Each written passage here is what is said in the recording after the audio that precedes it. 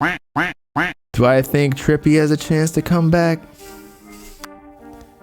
I will tell you when he drops his next songs. I've heard some of them, but I need to gauge the hype because I don't decide these things.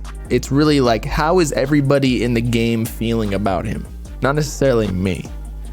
Because I can like a song personally, but that doesn't mean that it's actually like it's going up for other people. Because A Love Letter to You 5, I told y'all, I actually did not think it was that bad. However, I understand why he gained this audience for rage beats for Trip at Night, and then he drops the next project. Actually, Mission Music was kind of ragey as well.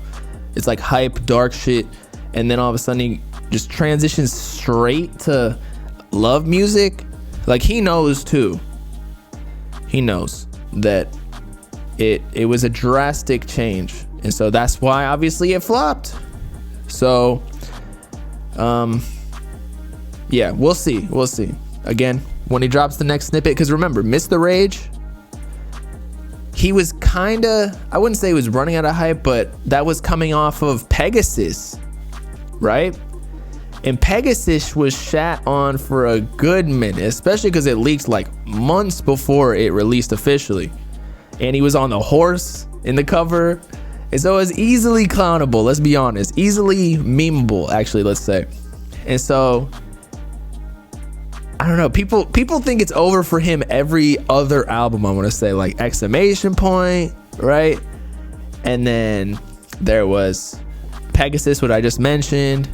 And then he dropped Miss the Rage, and then he even got the Cardi feature on that because that snippet was so big. Low-key, I know him and Cardi had their little thing. Not that Trippie really did anything, but Cardi liked the tweet about Trippie flopping on his album. But low-key, Cardi kind of bandwagoned on that snippet and just hopped on it just because the people wanted it, and like it was already gonna be a super big song with or without him. Low-key, Trippie should have just, with the way Cardi treats him, and look, I still like Cardi's music, I like Trippie's music, so I have no horse in this race. I'm just saying, if I was Trippie looking back, and if I could take a time machine, I would not have given that boy a feature. Like nah, this is my song, I don't need you. It was already gonna blow up, you know? Bob, I'm genuinely confused why you overhate Pink Tape. It literally had only 3 rock songs and it went #1. Am I missing something? Let's see, I will tell you. Let me go to Pink Tape. Okay, so it had the rock songs, right? But then I really just didn't even like some of the other songs. I thought it was underwhelming, let's say. Like, I just know Uzi can make better music. I know what vibe he was going for, like with Endless Fashion. You know, the last Nicki Minaj feature was The Way Life Goes. You're telling me The Way Life Goes was not a 10x better song than this? Just Wanna Rock, never understood the hype. It's a TikTok dance. I don't really care about that song. Of course, is a banger, but that wasn't even like part of the real album, I guess. It was a bonus track. So if it was Flooded the Face and then Of Course, one after the other, I'd be like, oh my God. If the first time I listened to it, I would have thought that would be the best album start ever.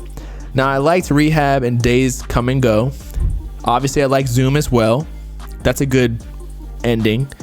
The end, Baby Metal, bruh, why are you putting that on a hip hop album? Pluto to Mars was cool.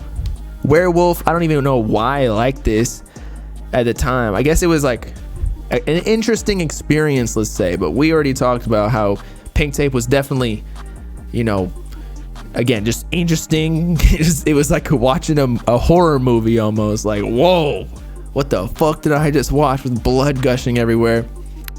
Fire Alarm, again, I don't even know why I fucking liked these songs, but maybe I do. They're okay, but like I don't ever go back and want to listen to them. Mama I'm Sorry is good. All Alone, I don't even remember what that sounds like. Where's the one with Don Toliver on it? Patience, that's a banger. Look, I'm not saying it's bad. I just didn't think it was all too great, and I think that Uzi's potential is just way better than this. And I think y'all know this, but you're just trying to hold on to it to like, you're being real ones for him, don't get me wrong, but I'm just trying to be objective. I'm not gonna sit here and try and keep my favorite artist like at the top and make sure he's represented well to the rest of hip hop just so he doesn't fall off or whatever. But I don't know, it just wasn't that great. How do I feel about academics knowing who I am? Bro, I've literally talked to him on FaceTime, so of course he knows me. What are you talking about? But as I was saying, Love is Rage 3 will definitely be a banger. I feel like all he got to do is just drop a lot of the snippets. There's still that one where he has purplish pink hair. It's 20, I want to say 2020, end of 2020. Or no, yeah, I think that's what it is. Or maybe early 2021. And it like sounds exactly like 2015 Uzi with like the low voice but like moaning kind of. Man, it gets me going. Pause.